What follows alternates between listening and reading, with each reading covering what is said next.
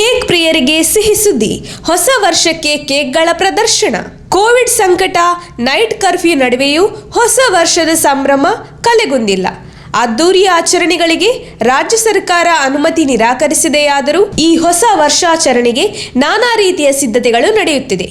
ಸದ್ಯ ಯಾವುದೇ ಹಬ್ಬಗಳನ್ನು ಆಚರಿಸಬೇಕಾದರೂ ಕೇಕ್ ಕಡ್ಡಾಯ ಎನ್ನುವಂತಾಗಿದೆ.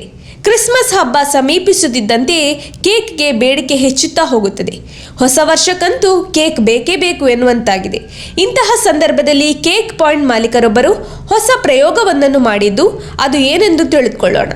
ತುಮಕೂರಿನ ತುರುವೇಕೆರೆಯಲ್ಲಿ ಇದೇ ಮೊದಲ ಬಾರಿಗೆ ಕೇಕ್ ಪಾಯಿಂಟ್ ವತಿಯಿಂದ ಹೊಸ ಪ್ರಯೋಗವನ್ನು ಮಾಡಿದ್ದು, ಹೊಸ ವರ್ಷಕ್ಕೆ ಕೇಕ್ ಶೋ ಏರ್ಪಡಿಸಲಾಗಿದೆ. ಡಿಸೆಂಬರ್ 30ರಿಂದ ಮುಂದಿನ ಭಾನುವಾರದವರೆಗೆ ಈ ಕೇಕ್ ಶೋ ನಡೆಯಲಿದೆ ಎಂದು ಕೇಕ್ ಪಾಯಿಂಟ್ನ ಮಾಲೀಕರಾದ ತಿಪ್ಪೇಸ್ವಾಮಿಯವರು ತಿಳಿಸಿದ್ದಾರೆ.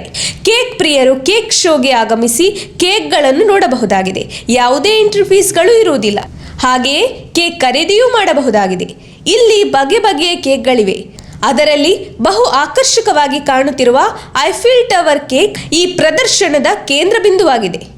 ಇದಲ್ಲದೆ ಬಾರ್ಬಿಗಲ್, ಮಿಕ್ಕಿ ಮೌಸ್, ಗೀಟರ್, ಕಲ್ಲಂಗಡಿ ಮತ್ತು ಇನ್ನಿತರ ವೈವಿಧ್ಯಮಯ ಕೇಕ್ಗಳು ಜನರ ಗಮನ ಸೆಳೆಯುತ್ತಿದೆ.